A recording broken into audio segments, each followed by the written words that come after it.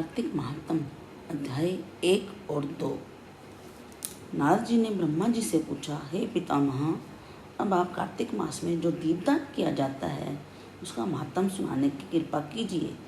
नारद जी का यह प्रश्न सुनकर ब्रह्मा जी बोले, हे पुत्र, दीप चाहे स्वर्ण का हो या चांदी का, तांबे का हो अथवा मिट्टी का, अपनी सामर्थ्य और श्रद्धा के अनुसार कार्तिक मास में दान अवश्य करना चाहिए।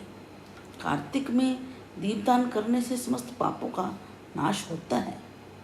दीपक भगवान की मूर्ति के आगे, तुलसी के समीप, ब्राह्मण के घर या वन में, वृक्ष के नीचे अथवा गौशाला या धर्मशाला के आले में संध्या को जलाया जाता है। दीपक घी का जलाएं अथवा तेल का, परंतु उसे पूरे मास तक जलाना चाहिए। ब्राह्मण के घर में दीपक जलाने से अग्निष्टोम यज्ञ का फल प्राप्त होता है। जो ऊंचे स्थान अथवा स्तंभ पर दीप जलाते हैं उनके धन की वृद्धि होती है और वैकुंठ निवास मिलता है। दीप जलाते समय भगवान से प्रार्थना करें, कहें, भगवान आपके ही निमित्त दीपक जलाता हूँ। कार्तिक में मथुरा, माघ में प्रयाग, बैसाख में हरिद्वार में स्नान तथा निवास करें तो अत्यंत ही उत्तम है। जब सूर्य तुला, मकर अथवा मेष राशि में हो उस समय किए जाने वाले नियम, व्रत, पूजा, दान बहुत उत्तम फल देते हैं। उन महीनों में किए हुए व्रत, दान, शुभ कर्मों से सब पापों का नाश होता है। जिस प्रकार भगवान भास्कर के उदय होने से अंधकार का नाश होता है और वज्र से पर्वत का, गरुड़ के भय से सर्पों का, पवन से मेघ का, ध्यान से दुख का, सिंह से के भय से मृगों का नाश हो जाता है, उसी प्रकार श्री मथुरा जी के दर्शन मात्र से सब पापों का खात्मा हो जाता है।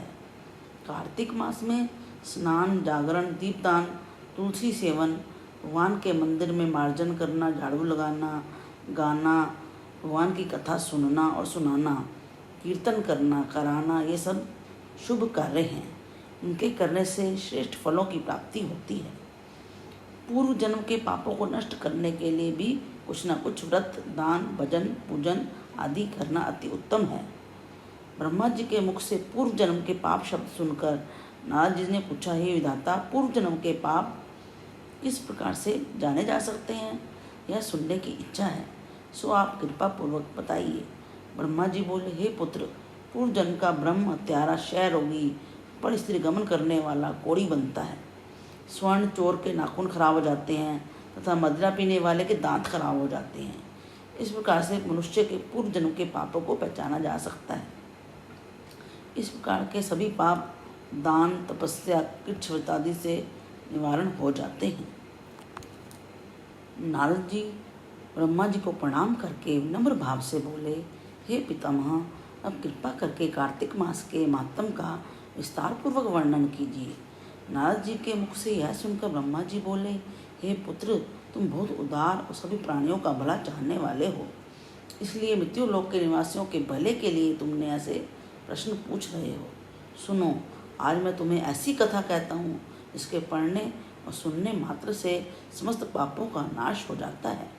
अपनी बात को आगे बढ़ाते हुए ब्रह्मा जी ने कहा, सुनो नारद, साधु संतों का सत्संग अति पावन और दुर्लभ होता है। यह सांसारिक भय को दूर कर देता है, ज्ञानी ध्यानियों को मोक्ष प्रदान करता है। जिसकी जैसी कामना होती है उसकी कामना पूरी हो जाती है। जिस प्रकार से गंगा जी पापों को धो देती हैं और सूर्य पापों को भस्म कर देता है, उसी प्रकार से संत समागम पाप, ताप, दीनता तीनों को ही नष्ट कर देता है। आधे क्षण का भी साधु समागम मोक्ष प्रदान करता है। इतनी बात सुनकर तमाम ऋषि और मुनियों ने कहा, हे सूत जी, अब आप कृपा करके कार्तिक मास महात्म का इतिहास तथा प्रसंग सुनाने की कृपा कीजिए।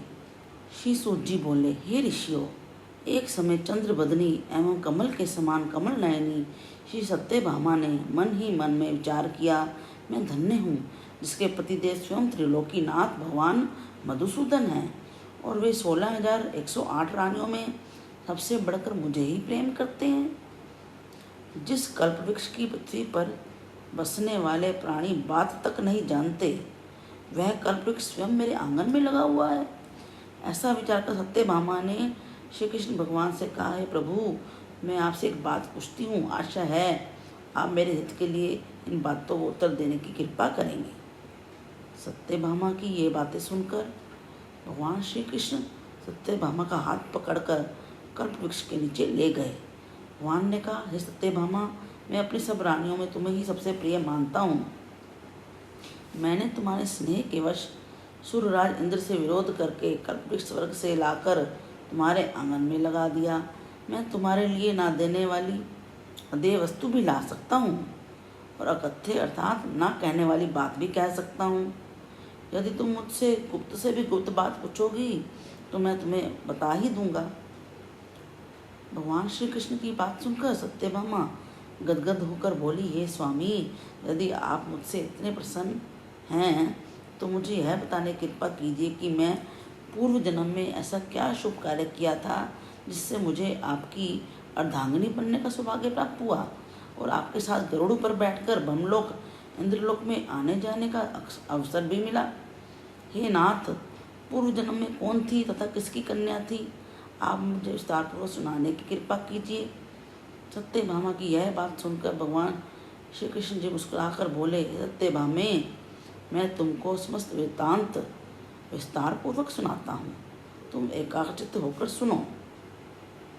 सतयुग के अंत में मायापुर नगर के अत्रि कुल में देवशर्मा नामक 4 वेदों, 6 शास्त्रों, 18 पुराणों का ज्ञाता एक ब्राह्मण रहता था। वह भगवान सूर्यनारायण का अनन्य भक्त था।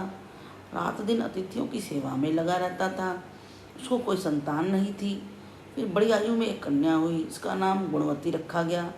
देवशर्मा ने अपने एक शिष्य जिसका नाम चंद्रप्रकाश था, उसके साथ अपनी कन्या गुणवती का विवाह कर दिया। चंद्रप्रकाश अपने ससुर की पिता के समान सेवा करता था। एक दिन देवशर्मा अपने दामाद को साथ लेकर लकड़ियां काटने को वन में गया। वन में उन्होंने इधर उधर फिरते हुए एक महाभयानक राक्षस को देखा। उसको देखकर उन दोनों के हाथ पैर फूल गए और भागने में असमर्थ होने के कारण वे दोनों उस राक्षस के हाथ से मारे गए। परंतु उस क्षेत्र तथा अपनी भक्ति के प्रभाव के कारण वे मेरे वैकुंठ धाम को चले आए। जैसे मेघ द्वारा वर्षा हुआ जल सब नदियों द्वारा समुद्र में प्रवेश कर जाता है, उसी प्रकार से गणेश, शिव, सूर्य, विष्णु, इनमें से किसी भी देवता की भक्ति उपासना करें वह हमको ही प्राप्त होता है। इसी से वह सूर्य भक्त हमारे दूतों के द्वारा विमान में बैठाकर हमारे लोक पहुंचा दिए गए। इधर उन दोनों के मरने की खबर सुनकर गुणवती ने बहुत रुदन किया। रो रो कर कहने लगी, हे पिता, हे पतिदेव, मैं कैसे जीवित रहूँगी। हाय हाय, तुम मुझे किसके भरोसे छोड़कर कहाँ चले गए। अब मेरे खान पान का प्रबंध कौन करेगा, मेरा कौन ठिकाना है। इस प्रकार से गुणवती विलाप करती हुई पृथ्वी पर गिरकर मूर्छित हो गई और जब चेतना आई तो घर का सब सामान बेचकर उसने अपने पति और पिता की अंत्येष्टि क्रिया कर दी। फिर संसार से वैराग्य लेकर भक्ति में तत्पर होने लगी। इस प्रकार से करते करते कार्तिक मास आ गया। तब वह विधि विधान से कार्तिक मास का स्नान करने लगी, साथ साथ एकादशी का व्रत भी करने लगी। ये दोनों ही व्रत भगवान को अति प्रिय हैं तथा मुक्ति और ऐश्वर्य प्रदान करने वाले हैं। हे प्रिय, कार्तिक मास में तुला के सूर्य में जो प्रातःकाल स्नान और जागरण तथा दीपदान करते हैं उनके जन्म जन्मांतर के पातक नष्ट हो जाते हैं। जो मंदिर में प्रातःकाल झाड़ू मारते हैं, भगवान का पूजन करते हैं, वे जीवन मुक्त हो जाते हैं। जो तुलसी के वन की पालना करते हैं वे फिर इस संसार में जन्म नहीं लेते। एक दिन गुणवती ज्वर से पीड़ित हो गई और असहनीय पीड़ा में भी दुर्बल शरीर होते हुए वे गंगा स्नान को कष्ट सहते हुए गई। स्नान करने को गंगा जी में प्रवेश किया और शीत के कारण उसका सारा शरीर थरथर कांपने लगा और शिथिल होकर वहीं पर गिर पड़ी। उसी समय विष्णु भगवान के दूत सुंदर विमान लेकर आए और उसे विमान में बिठाकर विष्णु लोक को ले गए। यह सब कार्तिक के स्नान और व्रत का ही प्रभाव था। त्रेता युग के पश्चात द्वापर युग आया। तो पृथ्वी पर कंस जैसे दैत्यों ने उत्पात किया। उस समय ब्रह्मा आदि समस्त देवताओं द्वारा प्रार्थना किए जाने पर पृथ्वी का भार उतारने को मैंने कृष्ण अवतार धारण किया। उस समय जितने भी हमारे विष्णुगण थे वे मेरे साथ मेरे यादवों के रूप में ग्वाल बाल होकर पृथ्वी पर अवतारण धारण किया। देवशर्मा जो तुम्हारा पिता था वह भी पृथ्वी पर अवतरित हुआ। इस जन्म में देवशर्मा का नाम शत्राजित हुआ है जो कि तुम्हारे पिता हैं, और चंद्रप्रकाश पृथ्वी पर जन्म धारण करके इस जन्म में अक्रूर जी बने हैं जो मेरे मित्र हैं। तुम उस जन्म में गुणवती थी, अब तुम ही इस पृथ्वी पर जन्म धारण कर सत्यभामा बनी हो। कार्तिक के व्रत के प्रभाव से तुम हमारी प्रिय हुई हो। तुमने आज जन्म तुलसी के वृक्ष को सींचकर उसका पालन किया, इसी से तुम्हारे आंगन में कल्पवृक्ष हैं। और कार्तिक मास में तुमने जो दीपदान किया था उसी से तुम्हारे घर में लक्ष्मी का प्रकाश है। कार्तिक मास में व्रत आदि करके जो तुमने काया कष्ट सहन किया था उसी से तुम मेरी अर्धांगिनी बनी हो। जो कोई कार्तिक मास में व्रत आदि करता है वह मुझे तुम्हारे ही समान प्रिय होता है। हे प्रिय, अन्य दूसरे जप तप यज्ञ दान आदि कार्तिक मास के 16वें भाग के बराबर भी नहीं होते हैं। कार्तिक महात्म का पहला और दूसरा अध्याय समाप्त। हरे कृष्ण कृष्ण कृष्ण हरे हरे, हरे राम राम राम हरे हरे।